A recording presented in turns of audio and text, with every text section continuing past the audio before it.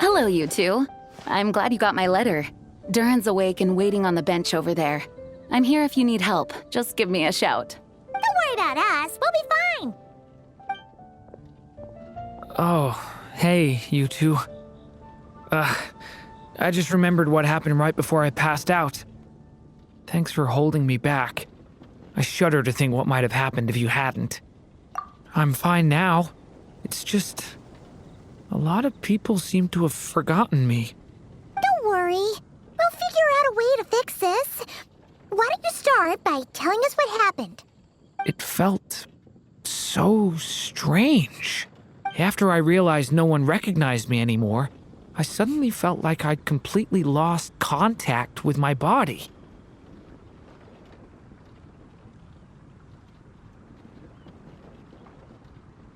Abyssal power lies sealed within this body I inhabit. So when I lost my connection to it, I lost control of that power too. It wasn't until I heard everyone calling my name that I was able to reconnect with my body. You lost contact with your body? Does that mean there's something wrong with it? Sounds like we need Albedo more than ever. I don't think the problem lies in Albedo's alchemy. Huh. But then, why are people forgetting you? Guess that's what we need to figure out. That means we need Alice for sure. But it's been ages and she still hasn't been in contact. Now would be a really good time for a hint. How could the story's budding branches even hope to reach beyond the towering walls? Leaving the castle, the witch went off in search of the tallest, grandest tree in the whole world. High up in the canopy of that tree, she sought a resting place. Go to that place.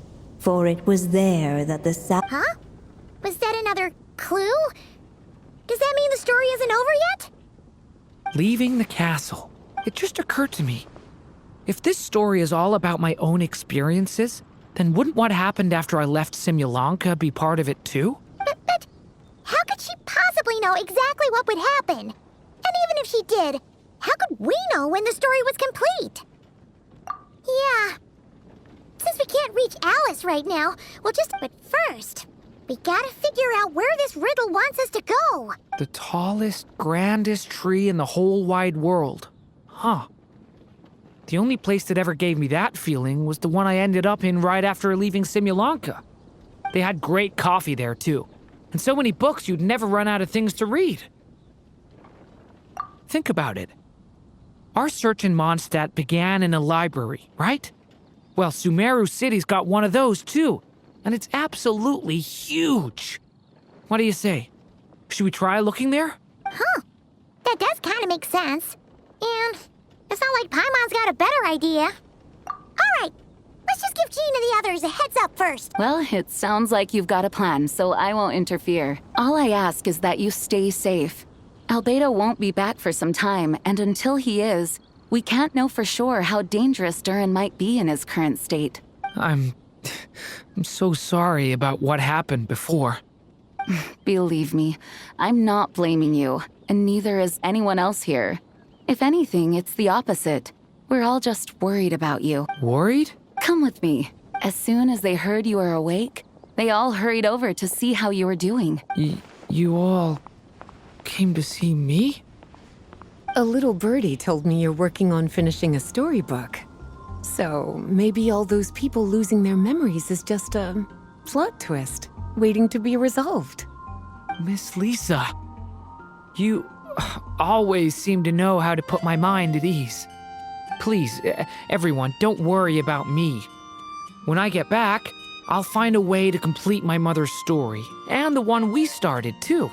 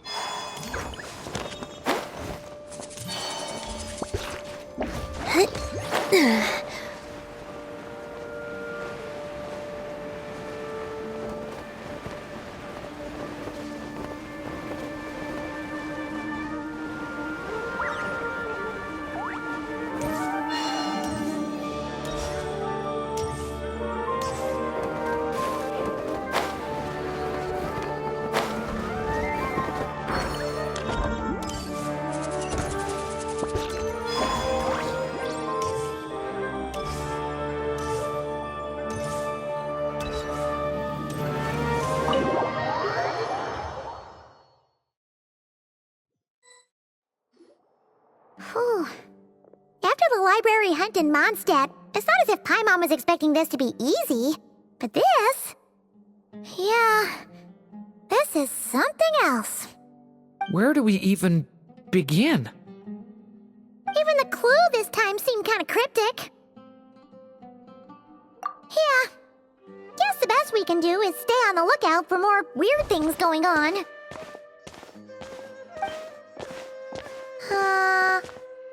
Huh? Sorry, what was that? I'm here to return Volume 5. According to the catalog, Volume 5 of this series is not available for loan. I can't accept the return of a book that was never checked out in the first place. Let me put it this way. My copy is complete. Yours, on the other hand, is missing large amounts of content. So you should swap it for mine instead. Sir, you have to understand. Managing a library is a serious business, and we have protocols in place for this kind of thing. I can't just replace an important volume in our collection based on nothing more than your word. Hey! Look what the Wandering Tom dragged in! Oh, it's you. And, what is it you're doing here? I'm a traveling scholar, as you know. Isn't a library the most natural place for me to be? Well, the last time we saw you was all the way in Nodcry. Paimon just didn't expect to suddenly see you in Sumeru, that's all. There were some things I needed to come back and take care of. Some documents had gone missing, so I tracked them down, restored them to their original condition. And now, I'm here to return them. And considering what I'm planning to do next, it feels like a weight off my shoulders. What's going on with you, huh? You look like a kicked puppy. Hat guy. Ah, at least you haven't forgotten about me. What's that supposed to mean?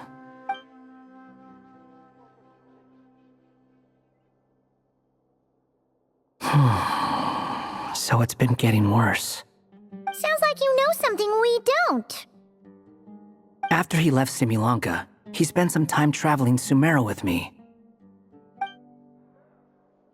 I was working on several texts at the time, and I stumbled upon something strange.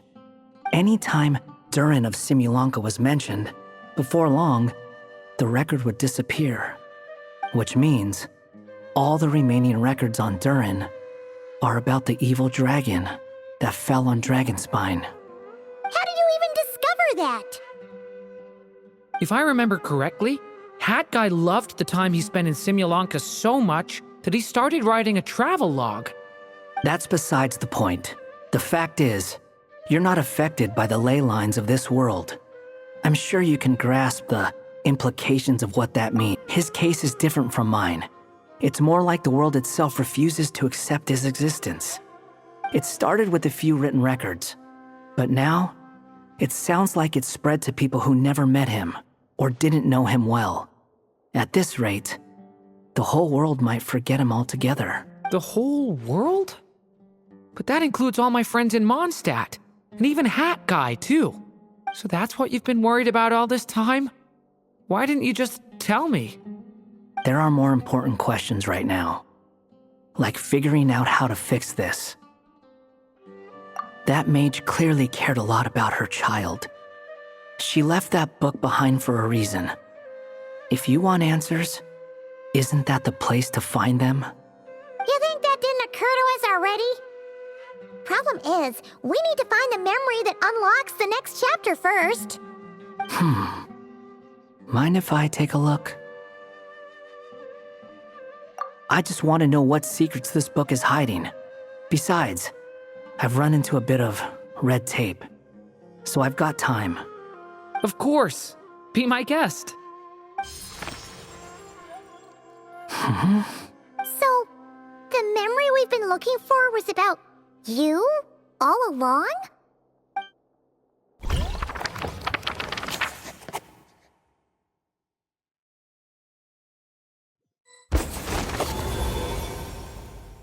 The little dragon became companions with a stray cat with dark blue fur. It was a friendship born of all they had in common. He left his castle at the stray's invitation, setting out to explore the world beyond its walls.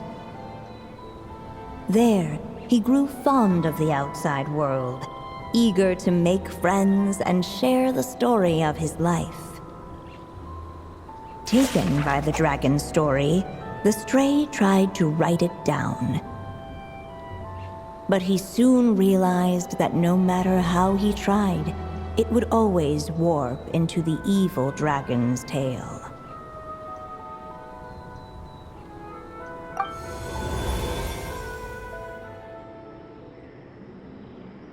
So, this is the world where this chapter takes place? Looks like we're at the top of some kind of gigantic tree. This one must be about what happened to me when I first arrived in Teyvat. No wonder the memory that unlocked it was about Hat Guy. Most of my memories from that period were. Hold on. Anyone want to explain how I ended up looking like this? Maybe you've become a character in the story too. You see me as a stray cat? A wandering Tom, to be exact. You should count yourself lucky. Of all Durin's friends, your character is by far the most memorable. Maybe it's because I've known Hat Guy for longer, so my impression of him is more vivid than the others. Vivid? Then how come you haven't changed one bit? Guess that means the impression the Traveler left was so vivid, it didn't need changing.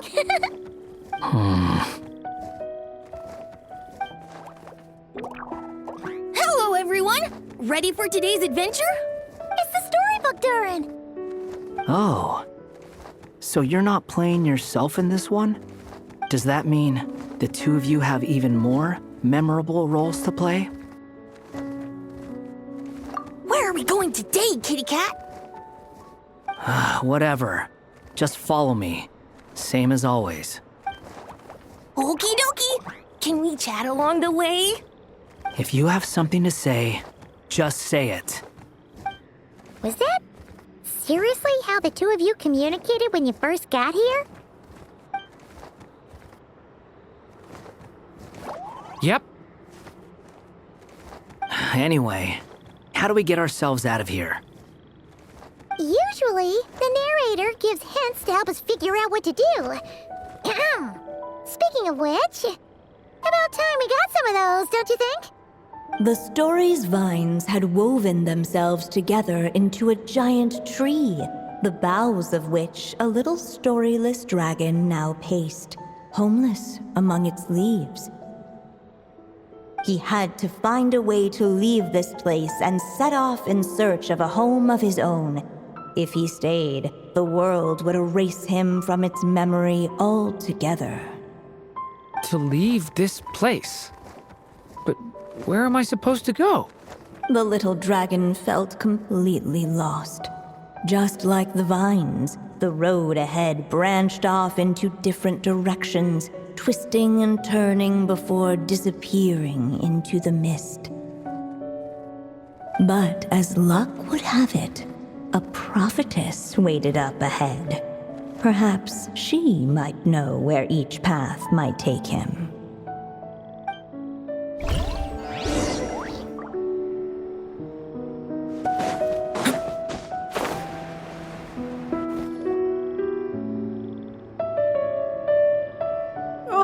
You must be the little lost dragon. It's true. My friends and I are lost. This meeting was no accident. The prophetess was in fact the seer witch, here to present her promised gift. The seer witch? Oh yeah! That's Mona's teacher, right? The old hag? Insolent child. I am the seer witch, your prophetess, not some old hag. Sorry!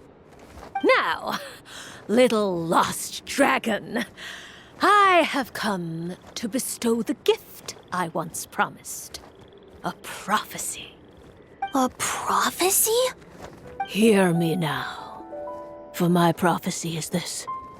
One day, the dragon from beyond the castle shall be reborn, and none may avert its coming. The wind took the prophecy and swept it off into the distance. And so, the little dragon was shown a path to wander.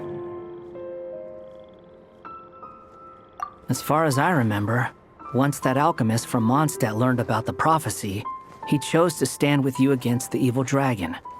So, what does any of this have to do with you being forgotten? Oh, wise witch of prophecy. Could we trouble you with another question? As enigmatic as she was elegant, the seer witch spoke no more, for her thoughts had long since returned to the starry firmament above. Just when we actually needed her. The seer witch was my mother's friend, so the prophecy she just gave should turn out to be helpful. Well, it's not like we've got better options. But if all we need to do is leave this place, which path should we take?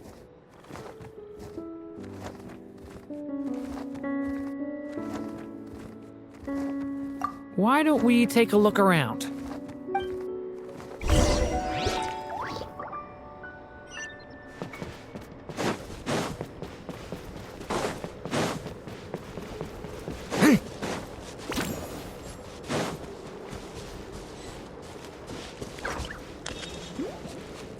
The wind kept blowing, but the little dragon had not yet resolved to follow it. Before him lay a foggy path, and where it might lead he could not tell.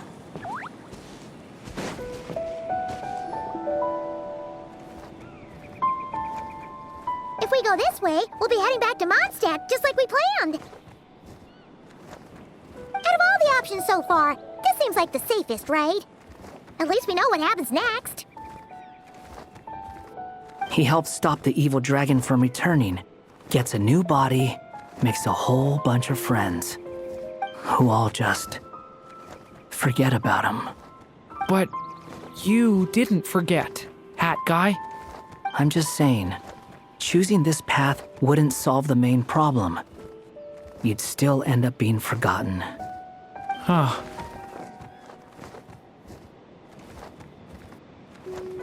I'm not against choosing this path. I just wonder what secrets it might be hiding. Let me think about it.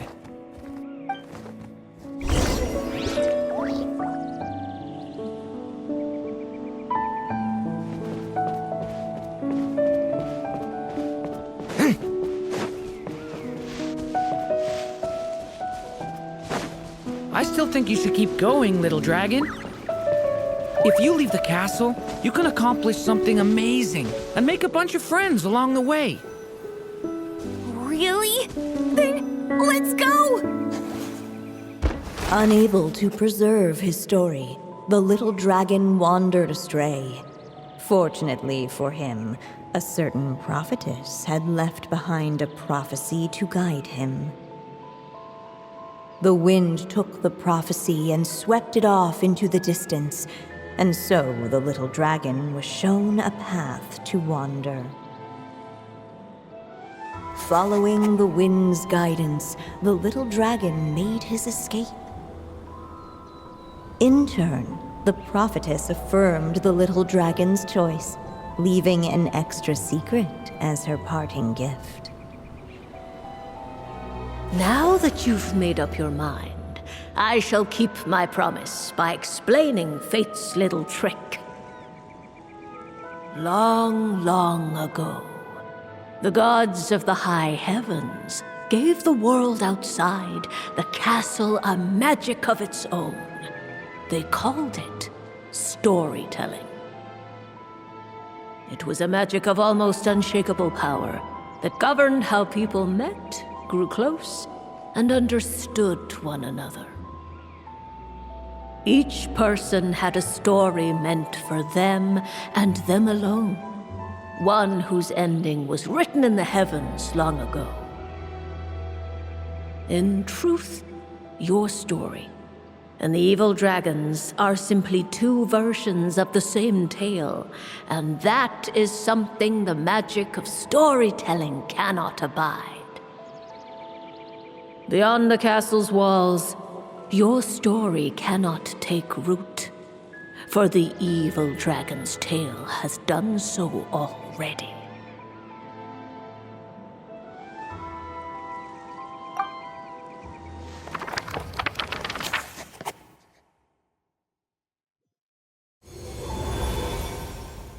So, that was the secret? Huh.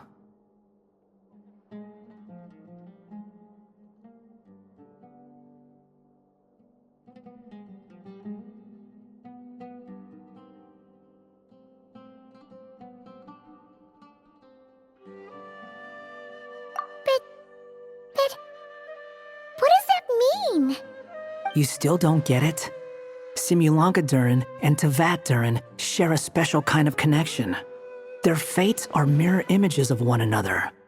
While they were in two separate worlds, there may have been some mutual influence, but their fates were independent. But when Simulanka Durin came to Tevat, a version of his fate already existed there. So, how can two fates exist at the same time? The answer is, they can't. The rules of this world don't allow it. So, what's Durin supposed to do? Those mages seem to have come up with quite the ingenious solution.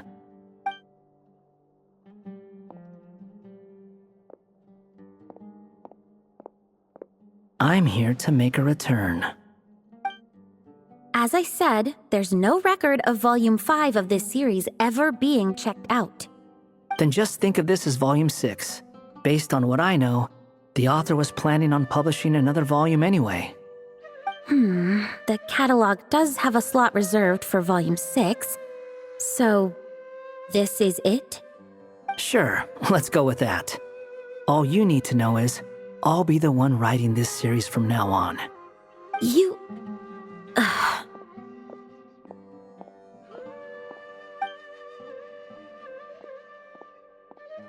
What are you up to this time? Remember the red tape I mentioned before? Well, I just took care of it. Now, I guess you'll be off to see your alchemist friend? It should be pretty obvious by now. He has the answers you're looking for. Well, we do have